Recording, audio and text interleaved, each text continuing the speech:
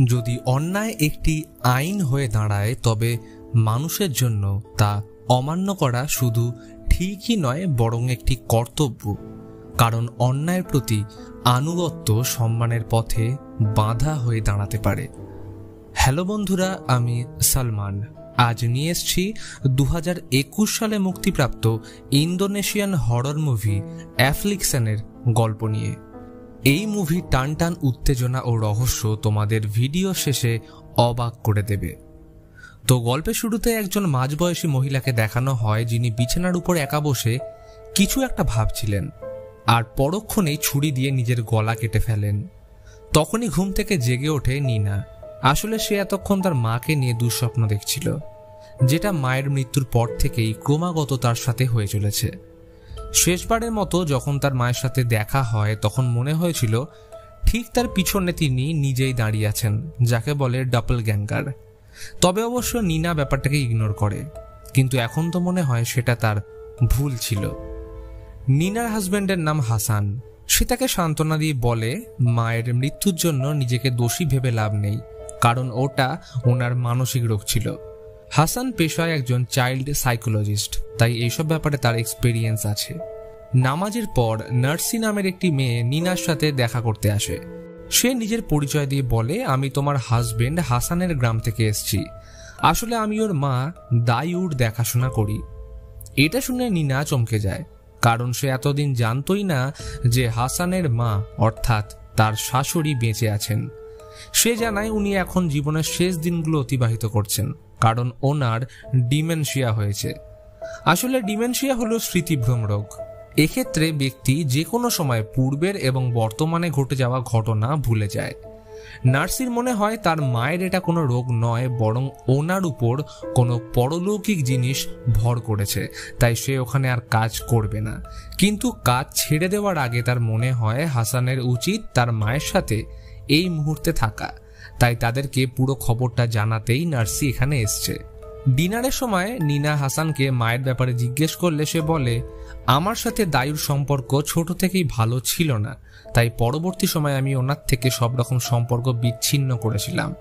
কিন্তু এটা শুনে নিনা প্রচন্ড ইমোশনাল হয়ে যায়। সে বলে, তোমার এরকম করা একদম উচিত হয়নি। উনি এখন বয়স্ক এবং সমস্যায় ভুগছেন, তাই ছেলে হয়ে ওনার পাশে থাকা কর্তব্য।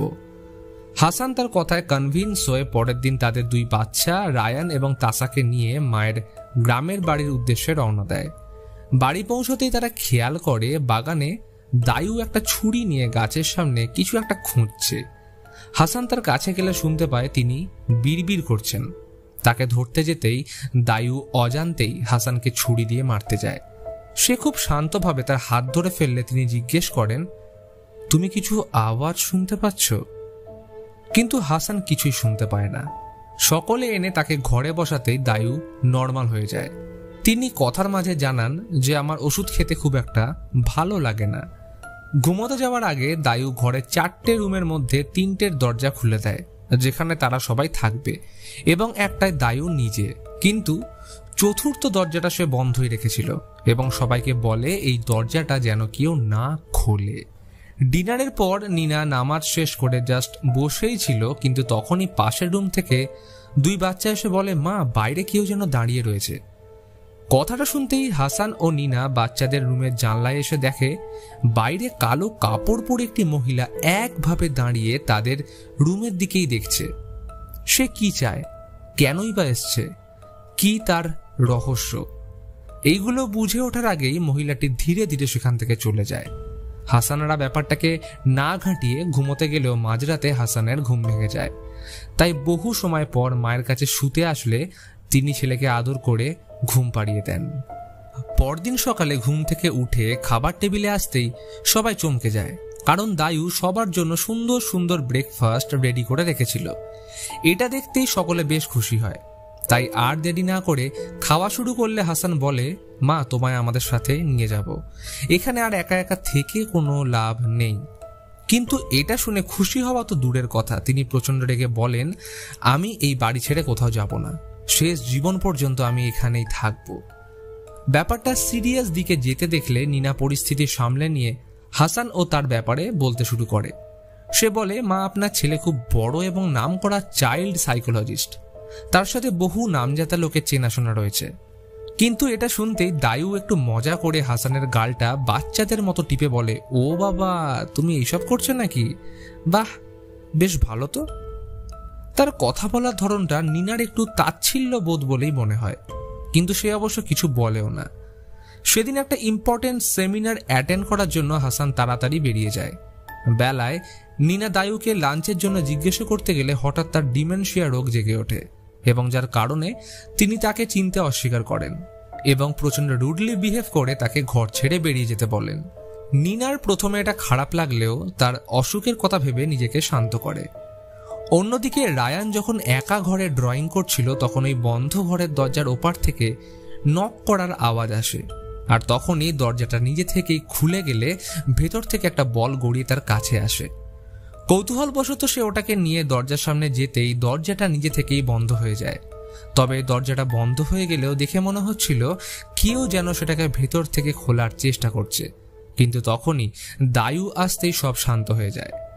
এদিকে তাসা যখন বাগানে সেলফি তুলতে ব্যস্ত ছিল, তখন ক্যামেরায় লক্ষ্য করে পিছনে একটা বাচ্চা দাঁড়িয়ে আছে, কিন্তু সেদিকে দেখতেই বাচ্চাটা উধাও হয়ে যায়। আর ঠিক একই সময় নিনার থেকে কিছুটা দূরে দরজার সামনে ওই একই বাচ্চাকে দাঁড়িয়ে থাকতে আমরা দেখি।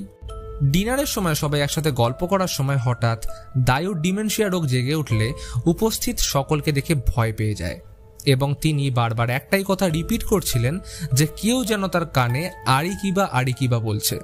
তো খুব স্বাভাবিকভাবেই বাচ্চাটা দায়ুর আচরণ দেখে প্রচন্ড ভয় পেয়ে যায়।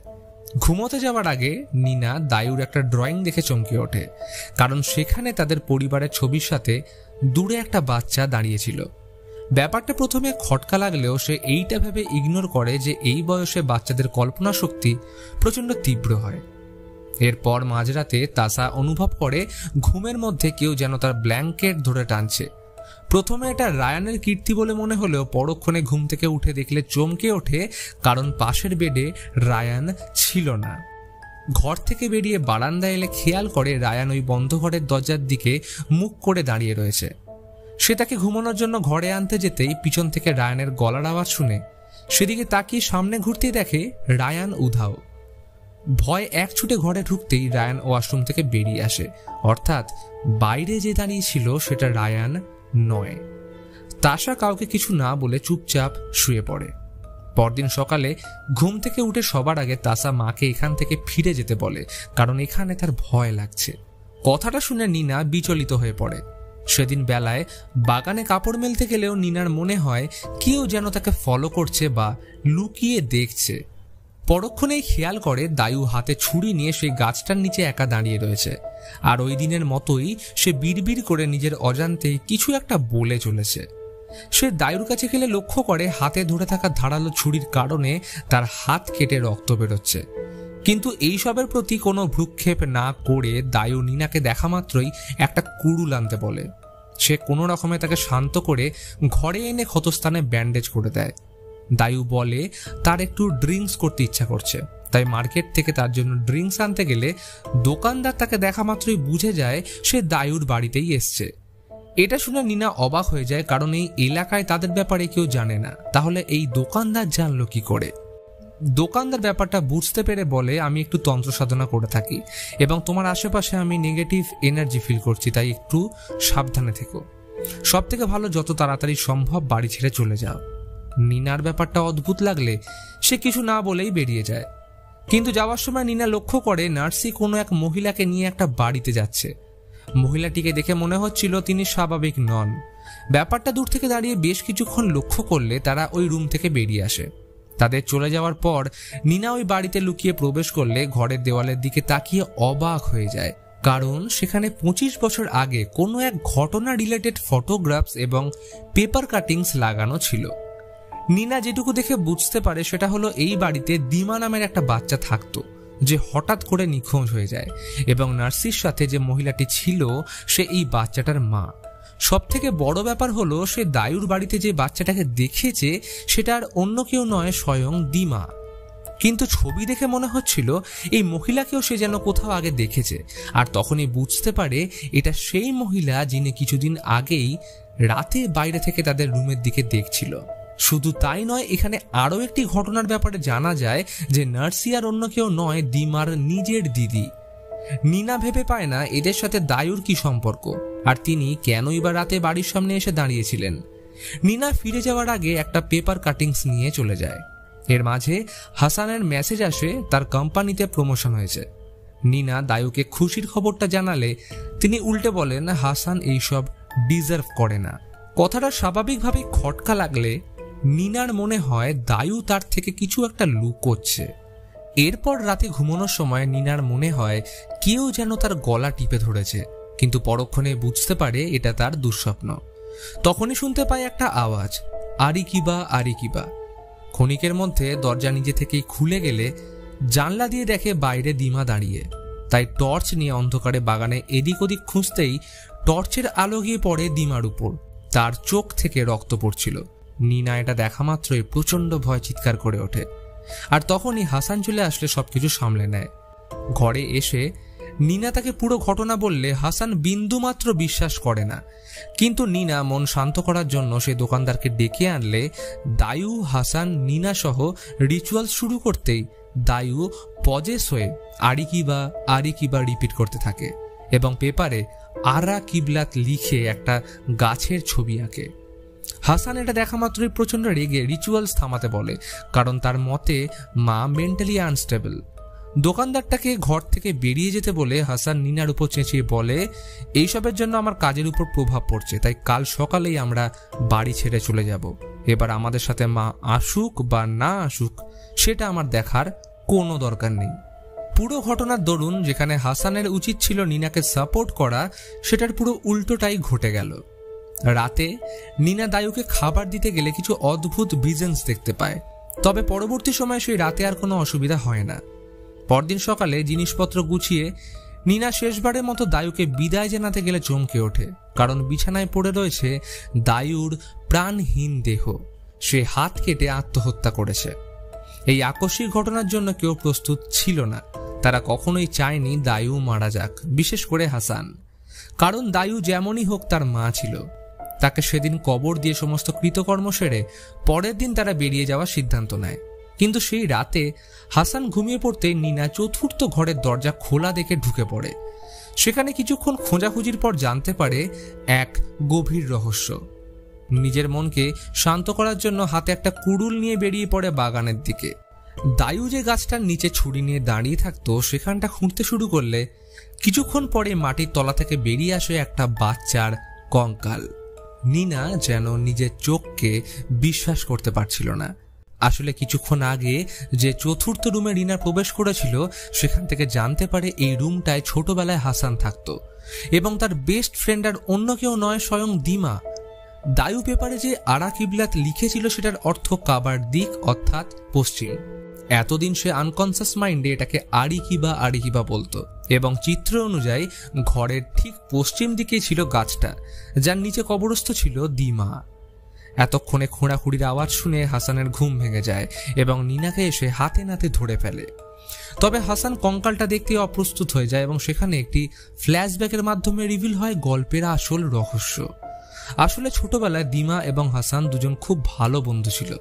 প্রতিটা সময় বলতে গেলে তারা একসাথেই কাটাতো, কিন্তু সময়ের সাথে দিমা দায়ুর ভালোবাসার অংশীদার হয়ে ওঠে, যার কারণে সে তাকে নিজের ছেলের মতোই ভালোবাসত। কিন্তু হাসানের সেটা পছন্দ হতো না। একদিন খেলতে খেলতে নিজেদের মধ্যে ঝগড়া লাগলে হাসান প্রচন্ড রেগে পাশে পড়ে থাকা একটা ছুরি দিয়ে দিমাকে মেরে ফেলে। দায়ু নিজের ছেলেকে বাঁচানোর জন্য বাচ্চাটির লাশ ওই গাছের গোড়ায় সবার অজান্তেই পুঁতে দেয়। অনেক রাত হয়ে গেলে দিমা বাড়ি না ফিরলে তার মা দায়ুর কাছে আসলে জানায় সে আজ এখানে আসেইনি। সময়ের সাথে এই বাড়ি হাসানের কাছে জেলে পরিণত হলে নিজেকে মানসিকভাবে সুস্থ করতে শহরে শিফট হয়। কিন্তু এই অপকর্মের জন্য হাসান যতটা দায়ী ঠিক ততটাই ছিল দায়ু, যার কারণে দিমার আত্মা তাকে হন্ট করত। এবার সময়ের সাথে দিমার মা এবং নার্সির সন্দেহ দায়ুর উপর আসলে তারা হাসানকে এই বাড়িতে নিয়ে আসার প্ল্যান করে। আর এখানে আসতেই দিমার আত্মা হাসানকে চিনতে পেরে দায়ুর সাহায্যে নিনাকে প্রমাণ দিতে শুরু করে, যার কারণে তিনি যখন জানতে পারেন হাসান চাইল্ড সাইকোলজিস্ট হয়েছে তখন পূর্ব কথা মনে করে দায়ু তার গাল টিপে কাজের মজা উড়িয়ে দেয়। দায়ুর মৃত্যুর আগের দিন রাতে নিনা যখন তার সাথে দেখা করতে গেছিল তখন তার পিছনে আর অন্য কেউ নয়, দায়ুকেই দেখতে পেয়েছিল। ঠিক যেমনটা মুভির শুরুতে নিনা তার মাকে স্বপ্নে দেখেছিল। অর্থাৎ মৃত্যুর আগে নিনা সেই ব্যক্তিদের ডপলগ্যাঙ্গার দেখতে পায়। সেদিন এই ব্যাপারটাকে নিনা মনের ভুল ভেবে উড়িয়ে দিলেও আজ বুঝেছে দায়ু কোনো মানসিক রোগী নয়, বরং শুরু থেকে প্রতিটা জিনিস তার মনেই ছিল। এবং হাসান কখনোই চাইতো না যে তার মা সবাইকে সেদিনের ঘটনা বলে দিক, যার কারণে রিচুয়ালসের সময় মায়ের আঁকা ছবি দেখে হাসান রিচুয়ালস থামিয়ে পরের দিন চলে যাওয়ার সিদ্ধান্ত নেয়। কিন্তু সে মাকে বিশ্বাস করতে পারে না। কোনোদিন হয়তো এই ঘটনা তিনি কাউকে না কাউকে বলে ফেলবেন, তখন তার চাকরি এবং ফিউচার দুটোই ধ্বংস হয়ে যাবে। তাই সেদিন ঘুমন্ত অবস্থায় তার মুখ টিপে হাত ছুরি দিয়ে কেটে পুরো ঘটনাকে আত্মহত্যার রূপ দেয়। নিনা হাসানকে বলে দিমার অবশিষ্ট প্রপার নিয়ম মেনে কবরস্থ করে তার মাকে গিয়ে সব সত্যি কথা বলতে। প্রথমে দোনোমনো করলেও হাসান এই প্রস্তাবে রাজি হলে নিনা ঘুরতে যেতেই হাসান তাকে মেরে অজ্ঞান করে দেয়। কিন্তু তখনই আচমকা দিমার আত্মাকে দেখতে পেলে হাসান নিজেও ভয়ে অজ্ঞান হয়ে যায়। কিছুক্ষণ পর মিনার জ্ঞান ফিরতে প্রাণ বাঁচানোর জন্য পালাতে গেলে হাসান তার পিছু নেয়। অবশেষে হাসান তাকে মারতেই যাবে, কিন্তু তখনই পিছন থেকে নার্সি তার উপরে অ্যাটাক করে মেরে ফেলে। চিরদিনের মতন শেষ হয়ে যায় হাসানের পাপ। পরের দিন সকালে নিনা তার বাচ্চা এবং নার্সি সহ দিমাকে সঠিক নিয়ম মেনে কবরস্থ করলে এতদিনে বাচ্চাটার আত্মা শান্তি পায়। এবং এই ঘটনার সাথে মুভি এখানেই শেষ হয়। তো বন্ধুরা, কেমন লাগলো আজকের এই ভিডিও তা কমেন্ট বক্সে জানাও। ভিডিও ভালো লাগলে অবশ্যই একটি লাইক, আর তাছাড়া যারা চ্যানেলে নতুন আসছো তারা সাবস্ক্রাইব করতে ভুলো না। তো এবার সদ্য মুক্তিপ্রাপ্ত American horror movie the black ফোনের গল্প জানতে হলে বাঁ দিকের ভিডিও, এবং কোরিয়ান হরর থ্রিলারের গল্প জানতে হলে ডান দিকের ভিডিওতে ক্লিক করুন।